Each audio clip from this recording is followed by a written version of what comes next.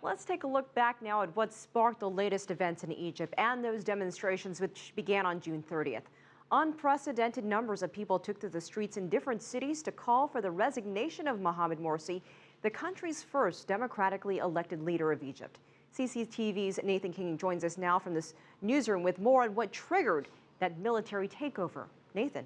Yeah, you know, Elaine, that the people who been on the streets for the last couple of days basically said that this is a reset of the Egyptian revolution from just over 2 years ago. So that begs the question, what went wrong between then and now? Let's have a look back.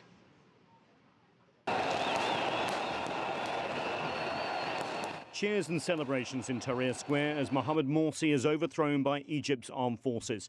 This as the Egyptian revolution seems to have turned full circle, the army siding with demonstrators once again to remove a head of state.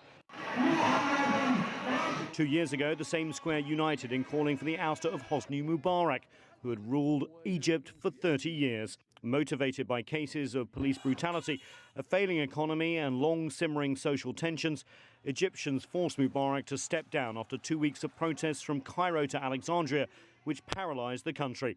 The long-outlawed Muslim Brotherhood joined the revolution, swelling its ranks and tipping the balance.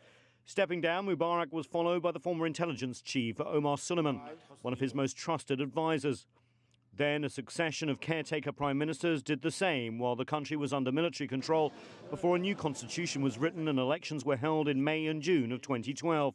With emergency laws lifted for the first time in decades, the Muslim Brotherhood was free to participate in elections, firstly promising not to participate due to reservations surrounding their Islamic policies, but then they changed their minds. Mohamed Morsi became president with 51.7% of the vote, slim but a victory nonetheless. But from the outset, constitutional battles with the army and the courts overshadowed Morsi's government. Egypt's secular and Christian populations feared the use of Islamic law as a basis for justice in the country, and the pro-Morsi parliament was dissolved. The country also faced an unprecedented economic crisis. A plunging currency, inflation and shortages meant life for ordinary Egyptians just got worse and worse. On the first anniversary of Morsi's rule, the demonstrations began and grew bigger than anyone expected, taking the Muslim Brotherhood and the world by surprise. People power was once again backed by the armed forces. The army issued an ultimatum to Morsi to compromise with the opposition or face consequences.